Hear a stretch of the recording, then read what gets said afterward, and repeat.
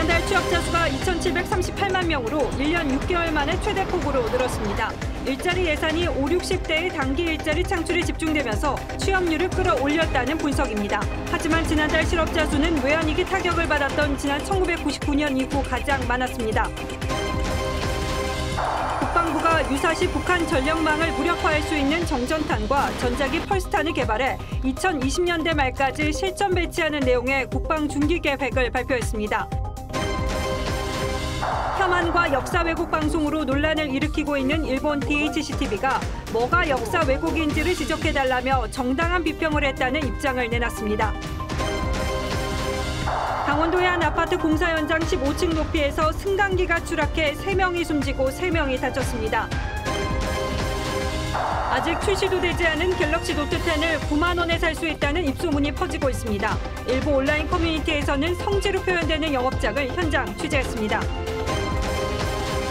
제10호 태풍 크로사가 당초 예상과 달리 우리나라와 좀 더 가까운 경로로 이동하면서 내일 새벽부터 오후 사이에 부산, 울산, 포항 등에 시간당 20에서 50mm 이상의 매우 강한 비가 쏟아지겠습니다.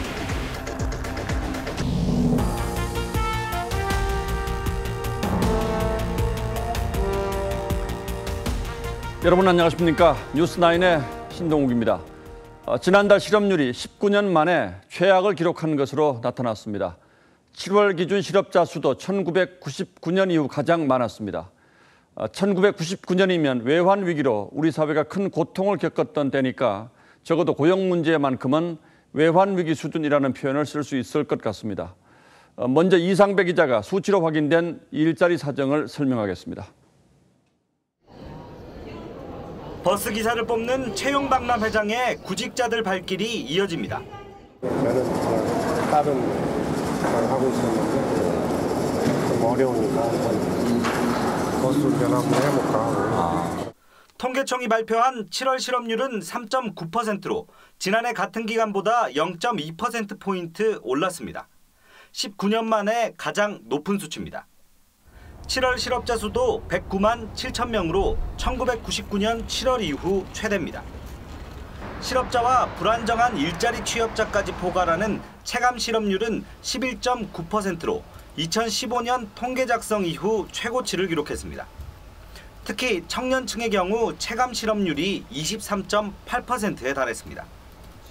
실업률에 포함되지 않는 비경제 인구 가운데 이유 없이 그냥 쉬었다는 청년층 인구도 37만 2천 명으로 역대 최대입니다. 전체적인 일자리 사정은 악화된 것으로 판단됩니다. 30, 40대와 제조업을 중심으로 한 비교적 핵심 고용계층들이 어려움을 겪고 있는 것. 실업률과 실업자 수가 IMF 수준으로 악화하면서 우리 경제의 활력이 떨어지고 있다는 우려가 커지고 있습니다. TV조선 이상배입니다. 이런 최악의 실업률에도 불구하고 정부는 고용 상황이 좋아지는 것으로 판단하고 있습니다. 그 근거는 취업자 수 증가폭이 석 달 연속 20만 명을 넘었다는 겁니다. 그런데 실상을 따져보면 그렇게 말하긴 어렵습니다. 세금 쏟아부어 만든 노인 일자리와 단시간 일자리가 대부분입니다. 송병철 기자가 분석했습니다. 지난달 취업자 수는 1년 전 대비 29만 9천 명 늘었습니다. 18개월 만에 최대입니다. 정부는 이를 두고 고용 상황이 좋아지고 있다고 자평합니다. 고용 상황을 보여주는 고용률도 개선세를 보이는 등 고용시장은 회복 흐름을 지속하고 있는 것으로 판단이 됩니다. 하지만 강론을 따져보면 결코 낙관할 상황이 아닙니다. 일단 작년 이맘때가 고용 참사란 말이 나올 만큼 사정이 나빴던 탓에 올 7월 취업자 수가 많이 늘어나 보이는 효과가 있습니다. 또한 정년을 넘긴 60대 이상 일자리가 37만 7천 명이나 늘어난 효과가 큽니다. 이 중 65세 이상 일자리가 21만여 명이나 됩니다. 50대 취업자도 11만 2천 명이 늘었습니다. 반면 우리 경제의 허리인 30대, 40대 취업자는 각각 2만 3천 명, 17만 9천 명 줄었습니다. 22개월 연속 동반 감소세입니다. 양질로 꼽히는 제조업 취업자 수는 9만 4천 명이 줄었습니다. 16개월 연속 마이너스입니다. 결국 정부 재정이 투입된 단기 노인 알바가 고용 착시를 일으키고 있다는 지적입니다. 일자리의 질도 좋지 않습니다.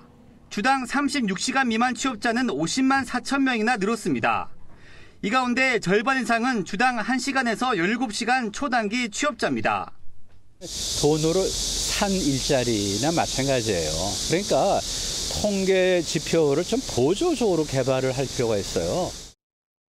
취업자 수 고용 지표가 나아지긴 했지만 여전히 고용 한파를 벗어났다고 판단하긴 이른 상황입니다. TV조선 송병철입니다. 예, 더 큰 걱정은 앞으로도 양질의 제조업 일자리가 늘어날 희망이 별로 보이지 않고 있다는 데 있습니다. 미중 무역 전쟁의 한일 갈등까지 외부 여건도 갈수록 나빠지고 있습니다. 그런데 여당에서 우리 주력 수출 품목인 반도체 D램의 일본 수출을 규제하자는 주장이 나왔습니다. 일본이 경제 보복을 하고 있으니 우리도 이렇게 해서 일본의 소니나 닌텐도 같은 전자회사에 타격을 주자는 겁니다. 물론 청와대는 좀 다른 생각을 가지고 있긴 합니다. 김보건 기자가 취재했습니다.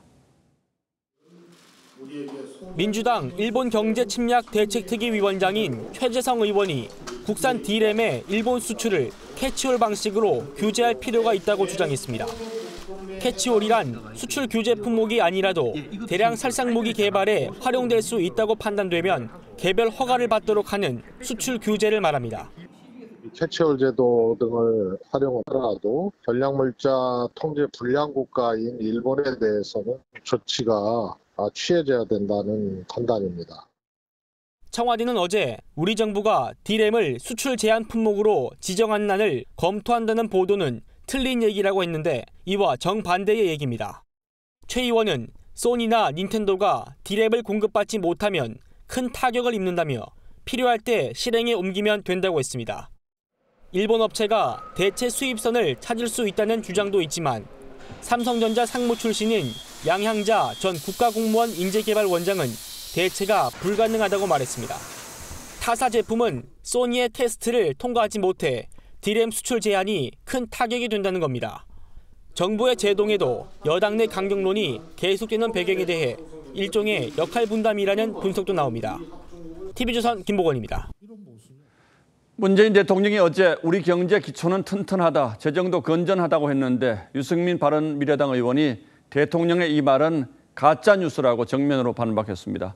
외환위기 이전 정부도 경제 펀더멘털이 좋다고 했던 점을 상기시키며 지금부터라도 체력을 키우라고 조언했습니다. 황교안 자유한국당 대표도 대통령의 광복절 연설에 앞서 대국민 담화를 발표하고 정부의 정책 전환을 주문했습니다. 보도에 윤태윤 기자입니다. 비장한 표정으로 이승만 전 대통령 동상 앞에 선 황교안 대표는 현 정부의 정책 대전환을 강조했습니다. 경제는 사면 초갑니다. 민생은 파탄 지경입니다. 안보는 고립무원입니다. 대통령님, 정신 차려 주십시오. 특히 소득 주도 성장 이론은 출발부터 틀린 정책이라고 비판했고 기업 활동을 저해하는 각종 규제는 과감히 철폐해야 한다고 주장했습니다. 황 대표는 또 어설픈 중재자 역할로 5천만 국민이 북한의 인질이 될 위기에 놓였다고 지적했습니다. 거듭된 김정은의 도발에 대해 확실한 경고의 메시지가 필요합니다. 하지만 민주당은 현안에 대한 이해도 미래에 대한 비전도 없었던 코미디 같은 대권 노름이라고 비판했습니다. 바른미래당 유승민 의원은 경제의 펀더멘털이 튼튼하다고 한 전날 문재인 대통령의 발언이 가짜 뉴스라고 가세했습니다. IMF 외환위기 직전에도 경제부총리는 펀더멘털이 튼튼하다고 했다며 허세를 부릴 게 아니라 잠재 성장률과 같은 기초 체력을 키울 해법을 제시하라고 요구했습니다. TV조선 윤태윤입니다. 조국 법무장관 후보자가 과거 산호맹 사건에 연루된 데 대해서 논란이 일자 직접 입장을 밝혔습니다. 자랑스럽지도 부끄럽지도 않다고 했습니다. 정부가 국회에 보낸 청문 요청안에는 조 후보자의 아들이 5차례 입영을 연기한 사실도 포함되어 있어서 논란이 일 것으로 보입니다. 조정린 기자가 보도합니다.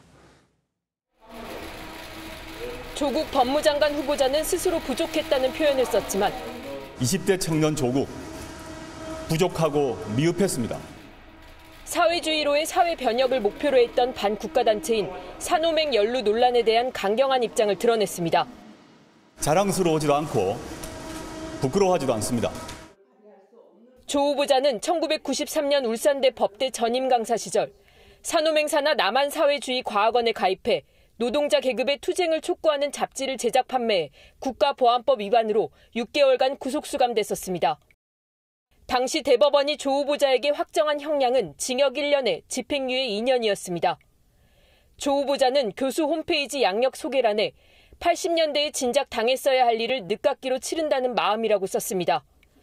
구치소에서 다른 국가보안법 사범들과 통방, 즉 암호로 의사소통했다는 등 양심수로 선정되는 영광 등 학생운동 이력을 교수 시절 갖게 된 것을 자랑하는 듯한 내용도 담겼습니다. 오늘 국회에 제출된 조 후보자의 인사청문 요청안은 조 후보자 장남이 2015년 3급 현역병 판정 이후 해외 유학생 입영 연기 등 5차례 입영 연기를 한 사실이 포함됐습니다. 산호맹 전력 관련 정치권의 적격성 공방에 이어 자유한국당은 오늘 조 후보자의 민정수석 시절 공무원 휴대폰 제출 강요와 관련 직권남용 혐의로 검찰에 고발장을 제출했습니다. TV조선 조정른입니다. 예, 그리고 이번에 새로 지명된 장관 후보자들의 인사청문 요구서를 자세히 살펴봤더니 재산 문제가 의외로 논란이 될 듯합니다. 특히 현금 부자가 많았고 부동산 갭 투자 의혹이 있는 후보자도 있었습니다. 신준명 기자가 취재했습니다. 조국 법무장관 후보자는 56억 원의 재산 중 34억 원이 현금입니다. 조 후보자가 민정수석 시절 아내가 보유한 주식 8억여 원어치를 현금화해 보유액이 늘었습니다. 교수 출신인 최기영 과기부 장관 후보자는 고위공직자 평균인 12억 900만 원의 9배인 106억 원의 재산을 신고했습니다. 본인 재산은 27억 8천여만 원이고 부인 재산도 76억 5천여만 원이나 됐습니다. 조성욱 공정거래위원장 후보자는 재산을 27억 원 신고했는데 이 중 예금 20억 원이 눈에 띕니다. 이종욱 여가부 장관 후보자에 대해선 야당에서 갭 투자 의혹이 제기됐습니다. 이 후보자는 서울 목동에 8억 7천만 원짜리 아파트를 보유 중인데 7억 5천만 원의 전세 보증금을 채무로 신고했습니다. 집값이 오르던 2017년 12월 본인 돈 1억 2천만 원만 들여 고가의 아파트를 구매한 것으로 보인다는 게 야당 주장입니다. 매매가와 임대 채무 금액이 차이가 없는 걸로 봐서 이것이 혹시 갭 투기에 의한 것이 아닌가 하는 의혹을 갖고 있고 이 아파트 시세는 현재 10억 원이 넘습니다. TV조선 신준명입니다. 자, 지금 제 옆에 보시는 것처럼 이렇게 공중에서 폭발시켜서 주변의 전자장비를 완전히 마비시키는 무기를 비살상 전략 무기라고 합니다. 대표적으로 전자기 펄스탄과 정전탄 같은 것이 있는데 이 사람을 죽이지 않고도 전투력을 완전히 마비시킬 수 있기 때문에 북한의 핵과 미사일 공격을 사전에 차단할 수 있는 가장 효과적인 방어 무기로 꼽힙니다. 우리 군이 이런 무기를 내년까지 실전 배치하겠다는 계획이 포함된 중기 국방 계획을 발표했습니다. 박재훈 기자가 보도합니다. 국방 중기 계획에서 가장 눈에 띄는 대목은 북한의 전력망을 무력화시킬 수 있는 전자기 펄스탄과 정전탄을 2020년대 말까지 배치하겠다는 계획입니다. 우리 군이 개발 중인 비핵 전자기 펄스탄은 고출력의 전자기파가 방출돼 반경 1에서 5km 이내의 전자장비 기능을 마비시킵니다. 정전탄은 상공 2km 지점에서 터진 뒤 안에 있던 탄소 섬유 자탄에서 탄소 섬유가 발전소 등에 달라붙어 정전시킵니다. 군은 또 수직 이착륙 스텔스 전투기인 F-35B를 탑재할 수 있는 다목적 대형 수송함을 2030년대 초반 진수한다는 목표로 내년부터 개념 설계에 착수합니다. 3만 톤급 소형 항공모함 건조 계획을 사실상 공식화한 겁니다. 하지만 이번 계획에는 북한 지도부 제거를 목표로 하는 일명 참수부대 관련 내용이 빠졌습니다. 참수부대와 관련된 사업이라든가 아니면 진행 상황들이 전혀 담겨 있지 않는 상황입니다. 북한에 대한 눈치 보기가 아닌가. 군은 이번 계획이 북한뿐만 아니라 전방위적인 안보 위협에 대응하기 위한 거라고 설명했습니다.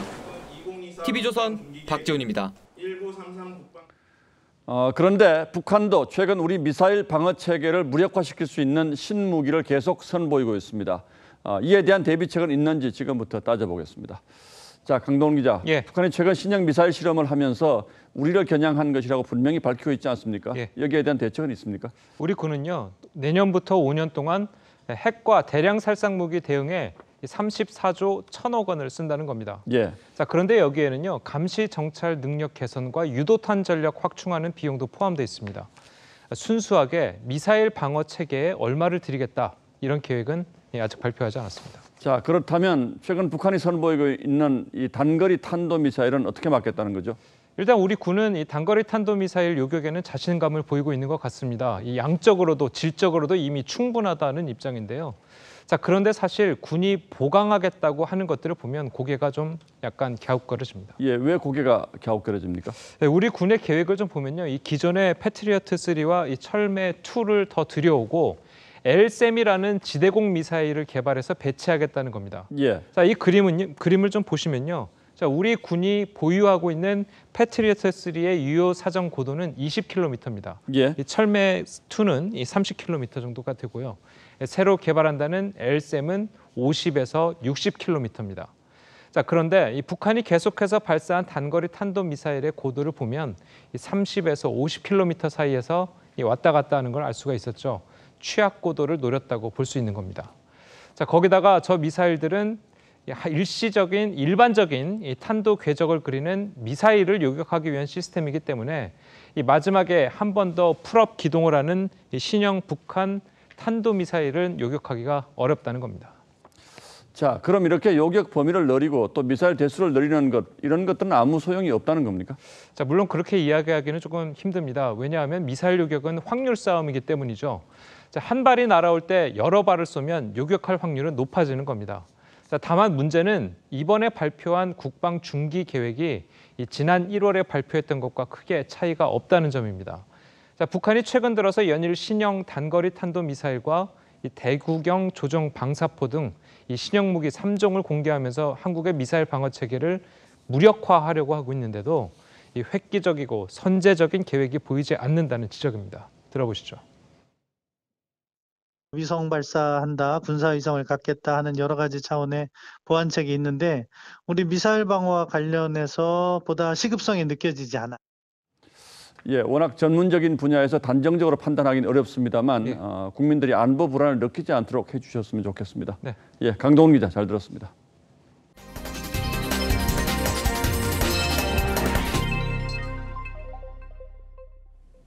아시는 것처럼 내일은 광복절입니다. 대통령의 광복절 메시지는 보통 하반기 국정 운영의 가늠자로 읽히곤 하는데 내일 담화가 특히 관심을 끄는 건 일본에 대해서 어떻게 얘기할 것인가 하는 점 때문일 겁니다.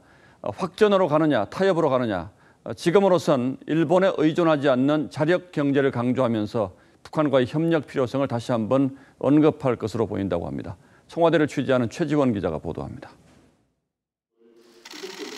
문재인 대통령은 내일 74주년 광복절 경축사에서 경제 자강을 통한 그 길을 강조할 것으로 보입니다. 대일 의존도가 높은 경제 체질을 바꾸고 남북 협력을 통한 평화 경제로 위기를 극복하자는 취지입니다. 지난 두 차례 광복절 행사에서도 문 대통령은 남북 경제 공동체 구상을 제안했습니다. 남북 간의 평화를 정착시키고 자유롭게 오가며 하나의 경제 공동체를 이루는 것, 그것이 우리에게 진정한 광복입니다. 이따른 미사일 도발 등으로 대화를 거부하고 있는 북한을 설득함과 동시에 경제 상황을 돌파할 카드로 남북 경협의 필요성을 강조하겠다는 겁니다. 일본에 대해서는 과거 청산이라는 원칙론을 강조할 예정입니다.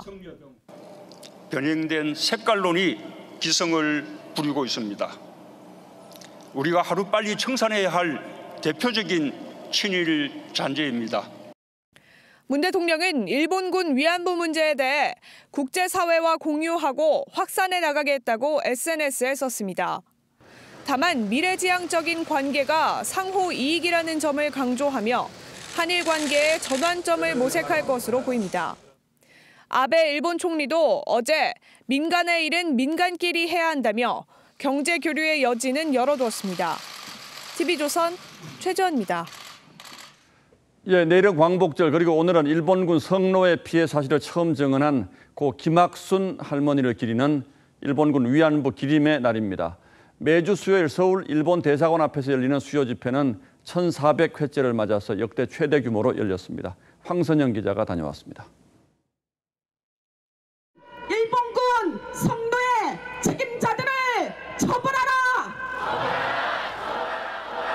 옛 일본 대사관 앞에 모인 시민들.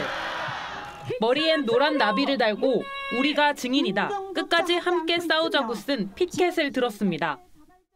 광복절을 하루 앞둔 오늘도 어김없이 일본군 성노예 문제 해결을 위한 정기 수요 집회가 열렸습니다.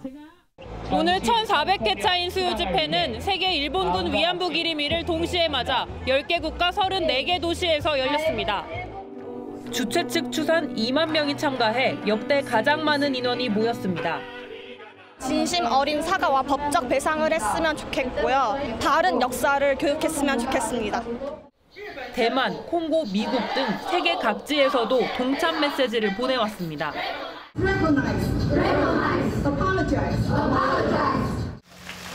서울시와 송파구, 강동구 등 지자체들은 관내에 위안부 소녀상과 기림비를 세웠습니다. 우리의 역사를 함께 그리고 바르게 기억하고 공유해서 평화의 내일로. 문재인 대통령은 오늘 페이스북에 일본군 위안부 피해자들의 존엄과 명예회복을 위해 최선을 다하겠다며 위안부 문제를 국제사회에 공유하고 확산하겠다고 적었습니다. TV조선 황선영입니다. 일본 화장품 업체 DHC 계열 방송사의 혐한 막말 방송에 대해서 한국 DHC가 공식 사과했다는 뉴스를 어제 전해드렸는데 단 하루 만에 일본 본사가 이 사과를 뒤집었습니다. 자신들은 혐한 왜곡 방송을 한 적이 없으며 무엇을 왜곡했는지 구체적인 사례를 들라고 적반하장식으로 나왔습니다. 자, 그럼 구체적인 사례를 제가 먼저 들어보겠습니다. 일본이 한글을 통일해 지금의 한글이 탄생했다. 한국이 독도를 제 멋대로 자기네 땅으로 만들었다. 한국이 갑자기 사법 독립이 됐다. 이런 말들은 왜곡이 아니고 그럼 무엇입니까? 유혜림 기자가 보도합니다. 일본 DHC 텔레비전이 대표이사 명의로 발표한 입장문입니다. 물의를 일으킨 혐한 방송이 사실에 근거한 정당한 비평이라며 자유로운 언론의 범위에 있다고 밝혔습니다. 어떤 부분이 혐한과 역사 왜곡에 해당하는지 지적하라며 반박했습니다. どこがどう歴史を歪曲しているのかを印象論ではなく事実を示し具体的に指摘いただけましたら幸いです. 자신들은 DHC 코리아와 무관하다며 불매운동이 언론봉쇄라고 했습니다. 방송 출연진은 불매운동을 효과 없는 분풀이라고 폄하했습니다. 何の効果もないんですね。彼らやってることは憂さ晴らして嫌がらせ、この2つしかないんですね. 조센징이란 혐한 표현이나 일본이 한글을 통일했다는 역사 왜곡에 대한 반성은 없었습니다. 오히려 한국이 아무 논리 없이 일본을 화이트리스트에서 제외했다며 큰 영향이 없을 것이라고 조롱했습니다. 首相官邸関係者は世界中で韓国がなくて困る国は一つもないと. DHC 텔레비전의 비논리적 입장 발표에 따라 DHC 불매운동은 더욱 거세질 전망입니다. TV조선 유혜림입니다.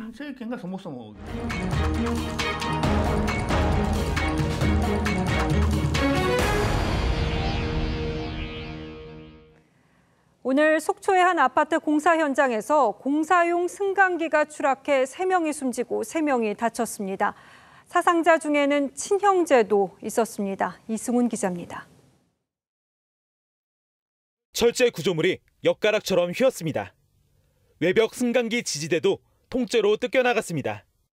오늘 아침 8시 20분쯤 강원 속초의 한 아파트 공사 현장에서 근로자 3명이 타고 있던 승강기가 15층 높이에서 추락했습니다. 당시 작업자들은 공사용 승강기 해체 작업을 하던 중이었습니다. 옆에 있다가 뿡 소리 나더라고요. 앞으로 때렸어요. 38살 변모 씨 등 3명이 숨지고 지상 근로자 3명이 다쳤습니다. 함께 일하던 친형제도 변을 당했습니다. 승강기에 탔던 형은 숨지고 지상에서 작업을 돕던 동생은 의식이 없는 상태입니다. 형제가 있어요. 우리 아들 버리니까 열심히 하는 친구들이죠. 이번 주에 가는 걸로 알고 있고. 부상자 중에는 중앙아시아에서 온 외국인 2명이 있었는데 병원 치료 도중 사라졌습니다. 엑스레이 촬영 등 하기 위해서 딴 데로 옮기라고 했는데 그 과정에서 나갔어요. 가능성도 있는데 지금 현재로서는 인적 사항이죠. 경찰은 국과수에 승강기 지지대와 기계 결함 감식을 의뢰했습니다. 또 승강기 오작동과 작업자 과실 여부도 조사할 계획입니다. TV조선 이승훈입니다. 한강에서 몸통만 남은 젊은 남성의 시신이 발견됐습니다. 경찰은 사망 시점이 일주일 이내로 판단되는 만큼 주변 CCTV를 통해 피의자를 찾는 데 주력하고 있습니다. 주원진 기자입니다. 공항철도가 지나는 철교 밑입니다. 차로가 없고 출입구도 멀리 떨어져 접근이 어렵습니다. 저쪽으로 가면 길이 없으니까. 요 배가 있는 길이 요 다리 밑에 가면 길이 없어요. 그냥 헛길이야. 지난 12일 아침 9시 이곳에서 몸통만 남은 남성의 시신이 발견됐습니다. 경찰은 한강이 서쪽으로 오는 만큼 시신이 서울이나 최대 경기 남양주 쪽에서 버려졌을 것으로 예상합니다.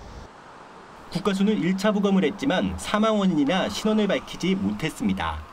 한 달 정도 걸리는 정밀 부검에 들어갔습니다. 경찰 관계자는 사망 시점은 일주일 이내로 보인다고 설명했습니다.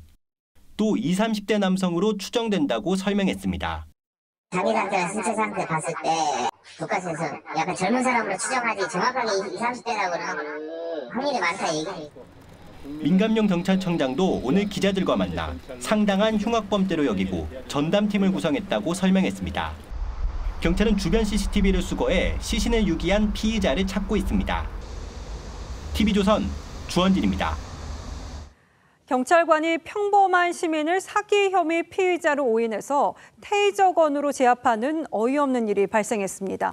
쫓고 있던 피의자와 인상착의가 비슷했다는 게 이유였는데요. 이 테이저건은 폭력과 흉기 등을 사용할 경우에 발사하도록 되어 있는 만큼 현장에서 규칙이 제대로 지켜졌는지 조사해 봐야 할 부분입니다. 강석 기자입니다.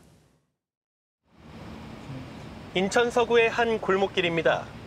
어젯밤 10시 35분쯤 잠복 근무 중인 경찰관들이 지나가는 20대 남성에게 테이저건 한 발을 쐈습니다. 피해자는 이곳에서 경찰관 3명에게 둘러싸인 채 테이저건을 맞고 그대로 쓰러졌습니다. 경찰은 쫓고 있던 사기 혐의 피의자 29살 A씨와 피해자의 행색 등이 비슷해 체포를 시도했다고 밝혔습니다. 피해자가 도망가자 범인이라고 확신하고 테이저건으로 제압했다는 겁니다. 도망가니까 우리 경찰관이 이제 어깨 같은 데 이렇게 잡으려고 할 거 아닙니까? 뿌리치면서 막 계속 도망을 하니까 이제 우리 경찰관은 테이저건을 발사한 거죠. 하지만 피해 남성은 피의자가 아니었습니다. 피해자는 낯선 사람들이 다가오자 여자친구를 급히 대피시키는 과정에서 경찰에게 테이저건을 맞았다고 주장했습니다. 피해자는 크게 다치진 않았지만 심한 정신적 충격을 받은 것으로 알려졌습니다. 경찰은 담당 경찰관이 테이저건 사용 수칙을 제대로 지키지 않았다고 인정했습니다. 경찰은 추가 감찰 조사를 한 뒤 징계 수위를 결정할 방침입니다. TV조선 강석입니다. 해외 원정 도박 혐의를 받고 있는 양현석 전 YG 엔터테인먼트 대표에 대해 경찰이 본격 수사에 착수했습니다. 소속 가수였던 승리도 양 전 대표와 함께 상습 도박 혐의로 피의자 신분이 됐습니다. 백연상 기자가 보도합니다. 양현석 YG 전 대표가 해외에서 원정 도박을 했다는 첩보를 입수한 경찰이 내사에 들어간 건 지난 7일. 경찰은 양 전 대표가 미국 라스베이거스와 마카오 등으로 오가며 수억 원대 도박을 한 것으로 보고 있습니다. 양 전 대표와 함께 가수 승리 씨도 미국 등지에서 도박을 한 의혹을 받았습니다. 경찰은 양 전 대표와 승리를 상습 도박 혐의로 입건해 정식 수사에 착수했다고 밝혔습니다. 경찰은 양 전 대표 등이 많게는 10억 원 넘는 도박 자금을 어떻게 해외에서 마련했는지도 들여다보고 있습니다. 한 사람이 해외에 가지고 나갈 수 있는 돈은 최대 $10,000. 우리나라 돈으로 1,200만 원 정도기 때문에 경찰은 불법 환치기를 의심하고 있습니다. 경찰은 앞서 확보한 양 전 대표의 금융계좌 거래 내역을 바탕으로 해외로 빠져나간 돈이 있는지 집중 조사하고 있습니다. 경찰 관계자는 아직 외국환 관리법 위반 혐의를 적용하기엔 조사가 충분하지 않은 상태라고 말했습니다. 성접대 의혹에 이어 상습 도박 혐의까지 양 전 대표의 경찰 소환이 초읽기에 들어갔습니다. TV조선 백연상입니다. 공식 판매일까지 일주일가량 남아있는 120만 원짜리 스마트폰을 9만 원에 판다는 곳이 나왔습니다. 거래 현장에 가봤더니 007 작전 맞먹는 은밀한 거래가 이뤄지고 있었습니다. 이 스마트폰 불법 보조금이 다시 고개들 조짐입니다. 오현주 기자가 현장 취재했습니다. 인적이 드문 뒷골목에 휴대폰 매장 간판이 있습니다. 내부는 2평 남짓한 좁은 공간. 평일 오후인데도 10여 명의 대기줄이 서 있습니다. 이른바 성지라 불리는 비밀 판매점입니다. 가장 먼저 하는 건 철저한 신분 확인. 저희분들 신분증이랑 명함 있으시면 명함 준비해주세요. 완전 판매 안 합니다. 단속이나 취재진 접근을 차단하는 겁니다. 이런 매장은 상호나 주소가 철저히 보안에 가려져 있습니다. 은밀한 암호를 풀어야만 찾아갈 수 있습니다. 가격도 암호입니다. 시옷 키읔과 키읔 티귿은 SKT, KT 등 통신사를 의미합니다. 만약 시옷, 키읔, 이응, 디귿 9만 원이라면 SK텔레콤 번호 이동 시 갤럭시 노트 10을 9만 원에 주겠다는 겁니다. 당연히 불법입니다. 노트 10의 출고가는 124만 원이 넘습니다. 이동통신사 공시지원금과 판매점 추가 할인을 최대로 받더라도 불법 보조금이 60만 원 넘게 들어갔다는 계산이 나옵니다. 이런 비밀 매장이 서울에만 10곳이 넘는 것으로 추정됩니다. 숨어서 움직이는 쪽에는 먼저 정책을 운영을 하고 있다라고 지금 추정이 되는 거지. 방송통신위원회는 시장을 예의주시하며 모니터링을 강화하겠다고 밝혔습니다. TV조선 오현주입니다. 오늘도 전국 대부분 지역이 35도를 웃돌면서 끓어오른 탓에 힘든 하루 보내셨을 텐데요. 내일은 제10호 태풍 크로사 덕에 전국에 비가 내리면서 더위는 한풀 꺾이겠습니다마는 크로사가 당초 예상보다 서쪽으로 이동하면서 우리나라와 좀 더 가까워진 데다가 이 태풍이 타원형으로 커지면서 부산, 울산, 포항 등지에 이 많은 비가 예보돼서 대비가 필요해 보입니다. 이유진 기자가 태풍의 이동 상황 전망했습니다. 오늘 오후 광화문 광장. 바닥 분수는 더위를 식히려는 아이들로 붐빕니다. 더웠는데 여기 물놀이 하니까 시원해서 너무 좋아요. 오늘 서울은 35.7, 안성 고3 지역은 38.9도까지 오르는 등 전국 대부분 지역에 폭염 경보가 이틀째 내려졌습니다. 말복도 지났는데 너무 더워서 아이들하고 같이 물놀이 하러 나왔어요. 광복절인 내일은 10호 태풍 크로사의 영향으로 폭염은 한풀 꺾일 전망입니다. 일본 가고시마 남동쪽 340km 해상에서 북상 중인 크로사는 내일 오전 일본을 남북으로 관통한 뒤 저녁엔 동해상으로 빠져나올 것으로 보입니다. 태풍의 중심이 타원 형태로 넓어진 데다 진로도 서쪽으로 다소 틀면서 우리나라 영동과 영남 해안이 영향권에 듭니다. 강원 영동과 경상 해안은 시간당 20에서 50mm의 매우 강한 비가 내리고 총 강수량도 최고 300mm 이상 매우 많겠습니다. 부산과 울산, 울릉도와 독도 등에 태풍 예비특보가 내려졌고 영동 지방에는 호우와 강풍 예비특보까지 발효 중입니다. 서울 등 다른 지역에도 태풍의 간접 영향으로 비가 내리겠고 모레 아침쯤 그칠 전망입니다. TV조선 이유진입니다. 예, 다음 뉴스입니다. 댓글 조작 혐의로 재판에 넘겨진 드루킹 김동원 씨에게 항소심 재판부가 징역 3년의 실형을 선고했습니다. 법원은 김 씨가 댓글 조작을 해준 대가로 김경수 경남지사에게 공직을 내놓으라고 한 사실도 인정했습니다. 이재중 기자가 보도합니다. 드루킹 일당의 댓글 조작에 대한 항소심 판단은 1심 결론을 벗어나지 않았습니다. 포털 사이트의 뉴스 기사에 달린 댓글의 공감 비공감 횟수를 조작한 것이 단순 업무 방해에 그치지 않고 국민 여론을 왜곡하는 중대 범죄로 판단했습니다. 2017년 대선과 2018년 지방선거 등에서 유권자들이 정당과 후보자에 대한 판단 과정에 개입해 정치적 의사결정을 왜곡했다는 겁니다. 항소심 재판이 진행 중인 것을 감안해 김경수 경남도지사에 대한 새로운 판단을 내리지 않았지만 주범인 드루킹 김동원 씨가 김 지사에게 댓글 조작 범행의 대가로 경공모 회원에 대한 공직 임용을 요구했다며 양형 사유로 꼽았습니다. 고 노회찬 전 의원과 김 지사 전 보좌관에게 돈을 건넨 혐의에 대해서도 유죄를 선고한 1심의 판단이 합당하다고 봤습니다. 다만 선고 형량은 1심보다 6개월 줄어든 징역 3년형을 선고했습니다. 김 씨가 부인 폭행 관련 다른 재판에서 징역 2년에 집행유예 3년의 확정 판결을 받은 점을 고려한 겁니다. 이번 재판에서도 댓글 조작의 위법성이 매우 중대하다고 판단돼 김 지사의 남은 재판에도 적지 않은 영향이 예상됩니다. 김 지사의 다음 공판은 오는 22일로 예정돼 있습니다. TV조선 이재중입니다. 홍콩 시민들의 반중 시위가 갈수록 격화하고 있습니다. 공항을 점거한 데 대해서 홍콩 경찰이 강제 진압에 나서자 이를 규탄하는 시위가 꼬리를 물고 있습니다. 상황이 악화하면서 중국은 연일 무력 진압을 시사하고 있고 전 세계가 제2의 천안문 사태를 우려하고 있습니다. 오늘의 포커스는 홍콩 사태에 맞췄습니다.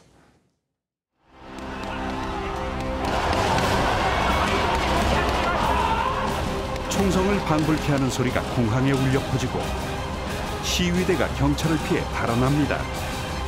귀를 쫓는 경찰이 사정없이 곤봉을 휘둘러 이들을 제압합니다. 한 남성은 굴욕적인 자세로 공항 카트에 손발이 묶이고 구급차는 부상자를 옮기느라 바쁩니다. 경찰이 공항을 점거한 시위대를 진압해 해산시켰지만 공항 완전 정상화는 아직 불투명한 상황입니다. 공권력의 위압에도 불구하고 홍콩 민심은 가라앉을 기미를 보이지 않습니다. 병원 10여 곳과 공무원 1,200여 명이 홍콩 공항 강경 진압을 규탄하고 나섰습니다. 홍콩 시위가 2달째 이어지면서 무력 진압을 시사하는 중국 정부의 경고 수위도 고조되고 있죠. 홍콩 건너편에 인민해방군 장갑차와 물대포를 보란듯 집결시키고 또 이번 사태를 테러로 규정해 무력 개입의 명분을 쌓고 있습니다. 已经构成严重暴力犯罪，并开始出现恐怖主义的苗头，必须坚决依法打击，毫不手软，毫不留情。 會令香港社會陷入十分焦慮同埋危險嘅境地。 일부 시위대는 과거 홍콩기와 미국 성조기까지 들었죠. 정통성을 정면으로 도전받은 중국이 어떻게 대응할지를 두고 우려가 쏟아집니다.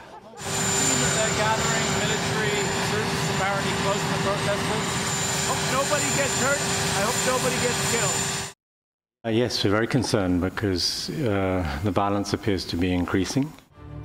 세계는 연일 이어지는 홍콩 시위를 보며 수백 명 이상이 숨진 30년 전 천안문 사태를 떠올리고 있습니다. 공산당 일당 독재를 비판하는 민주화 요구가 터져나왔다는 게 지금 홍콩 사태와 공통점이죠.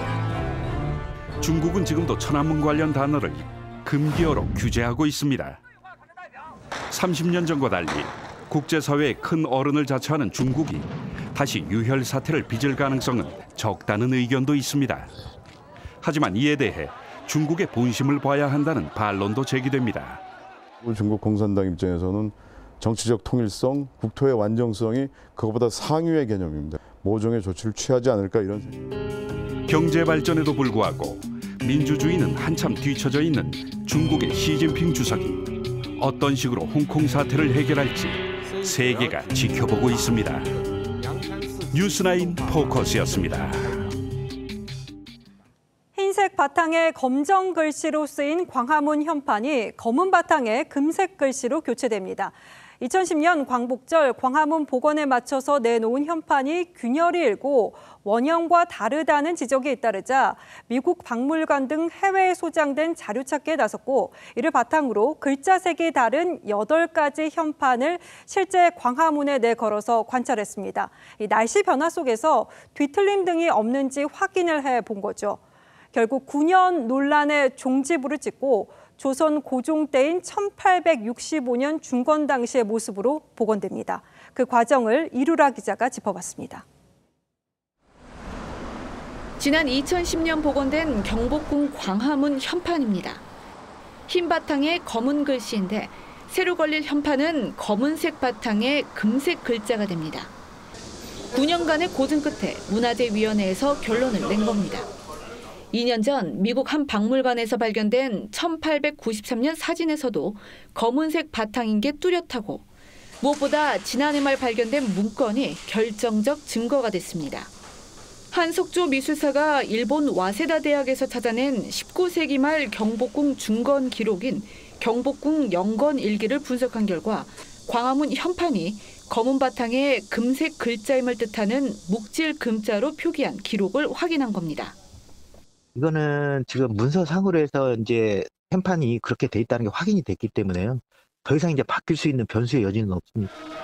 광화문 현판 교체는 4번째입니다. 1866년 경복궁 중건 때 걸린 뒤 일제 강점기 때 내려졌고 6.25 전쟁 동안 불에 타버렸습니다. 이후 박정희 전 대통령의 친필 한글 현판이 걸렸었고 2006년 광화문 복원이 시작되면서 교체가 결정된 바 있습니다. 문화재청은 늦어도 연말까지는 제작을 완성한다는 계획입니다. TV조선 이루라입니다. 세계적인 테너 플라시도 도밍고의 상습 성추행 논란으로 이 도밍고가 출연하기로 했던 공연이 속속 취소되고 있습니다. 이 도밍고가 총감독을 맡고 있는 로스앤젤레스 오페라는 진상조사를 벌이기로 했습니다. 박소영 기자가 보도합니다. 세계적 테너 플라시도 도밍고가 성추문에 휩싸였습니다. AP통신은 현지 시간 13일 도밍고가 성악계의 독보적 지위를 이용해 수십 년간 동료를 성추행했다고 보도했습니다. 피해를 호소한 이들은 여성 오페라 가수 8명과 무용수 1명으로 이들은 도밍고가 신체 접촉 등 부적절한 언행을 했다고 진술했습니다. When someone comes this close and kind of smiles in a wry smile and says, "Do you have to go home?" I think that was pretty clear. 도밍고는 합의된 관계였다며 의혹을 부인했습니다. 도밍고는 30년 전까지 거슬러 올라가는 익명의 개인들의 주장은 당혹스럽고 부정확한 것이라며 나와 일했던 사람들은 내가 의도적으로 누군가를 불편하게 하는 사람이 아님을 알 것이라고 반박했습니다. 공연단체들은 잇따라 도밍고의 공연을 취소했습니다.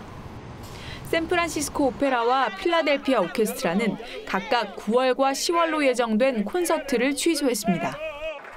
도밍고가 총감독인 로스앤젤레스 오페라는 외부 변호인을 고용해 의혹을 조사하겠다고 밝혔는데 뉴욕 메트로폴리탄 오페라는 이 조사 결과에 따라 공연 취소 여부를 결정할 예정입니다.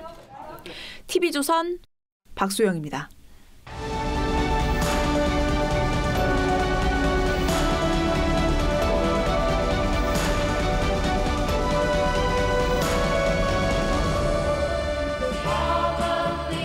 홍콩 영화 중경 삼림에서 주인공은 유통기한이 얼마 남지 않은 통조림을 사먹습니다. 유통기한까지 여자친구가 돌아오지 않으면 사랑도 끝난다고 생각합니다. 중경 삼림은 영국 통치기한이 만료되는 홍콩 반환을 앞두고 홍콩 사람들이 겪는 불안과 두려움을 아름다운 사랑과 이별로 담아내 호평을 받은 영화입니다. 그런가 하면 천밀밀 이라는 영화도 있었죠. 홍콩에 흘러들어온 중국 남녀 이야기입니다. 하지만 반환을 앞둔 홍콩은 더 이상 기회의 땅이 아니었습니다. 홍콩 사람 30만 명이 이민을 떠났던 두 사람도 결국 홍콩을 떠납니다. 그리고 운명처럼 뉴욕에서 재회합니다. 1997년 7월 1일 홍콩에 인민해방군이 들어와 중국 영토로 접수했습니다. 장쩌민 주석은 반환식에서 덩샤오핑이 내건 일국 양제 원칙을 재천명했습니다. 中国政府将坚定不移地执行一国两制，保持香港原有的社会、经济制度和生活方式不变，法律基本不变. 그리고 22년이 흘렀습니다. 일국 양제 원칙으로 평화가 지켜지는 듯하던 홍콩이 다시 회오리 속으로 빨려들고 있습니다. 최대 200만 명에 달하는 군중이 연일 시위를 벌이고 공항을 점거해 국제도시 홍콩의 관문을 마비시켰습니다.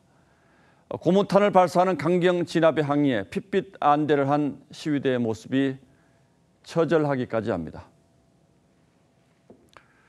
홍콩 사람들은 일국 양제가 무너지는 데 분노하고 있습니다. 시진핑 주석은 홍콩 행정장관 직선제를 요구하던 우산 시위를 힘으로 눌렀습니다. 공산당을 비판하는 사람들이 쥐도 새도 모르게 중국으로 끌려가고 기자들은 괴한의 습격을 받기도 했습니다. 이번에는 홍콩인을 잡아갈 수 있는 범죄인 인도법이 시위를 폭발시켰습니다. 과거 덩샤오핑은 영국이 홍콩에 독약을 뿌려놓을 거라고 걱정했습니다. 이권 사업을 쓸어가서 홍콩 재정을 거덜낼지도 모른다고 했죠. 하지만 영국은 도가닌독 자유민주주의 정신을 홍콩 사람들의 뼛속 깊숙이 새겨놓고 떠났습니다. 중화 부흥을 내세운 시진핑 주석에게는 그런 홍콩이 눈엣 가시처럼 보였을 수도 있을 겁니다. 지금 세계 곳곳에 극단적 이념과 국익지상주의, 포퓰리즘을 앞세운 지도자가 잇따라 등장하고 있습니다. 그러면서 세계가 안전판이 막힌 채 끓고 있는 압력소처럼 돼가고 있습니다. 우리는 과연 이 혼돈의 시대를 어떻게 헤쳐나가고 있는지 새삼 돌아보게 됩니다. 8월 14일 앵커의 시선은 홍콩의 분노였습니다. 태풍 크로사가 일본에 바짝 다가섰습니다. 내일 새벽 규슈 지역을 관통한 뒤 동해로 진출할 텐데요. 태풍의 중심이 넓어지면서 우리나라에 영향을 받는 지역이 많아졌습니다. 특히 부산과 울산을 포함한 경상 해안 지역에 큰 피해가 우려되고요. 그 밖에 동해안에서도 강한 비바람이 치겠습니다. 이 지역으로는 모레까지 많게는 120mm 이상이 쏟아지겠고요. 그 밖에 전국에서도 비가 오다 그치다 하겠습니다. 내일은 광복절이기도 한데 이 날씨 잘 참고하셔서 계획 세우셔야겠습니다. 이렇게 비가 내리면서 폭염은 잠시 쉬어가겠습니다. 내일 낮 최고 기온 서울이 30도, 대전과 청주 32도, 대구와 부산은 31도를 가리키겠습니다. 토요일에도 비 소식이 들어있고요. 이후에는 다시 무더운 날씨가 이어지겠습니다. 날씨였습니다. 예, 수요일 뉴스9은 여기서 모두 마치겠습니다. 네, 시청해주신 여러분 고맙습니다.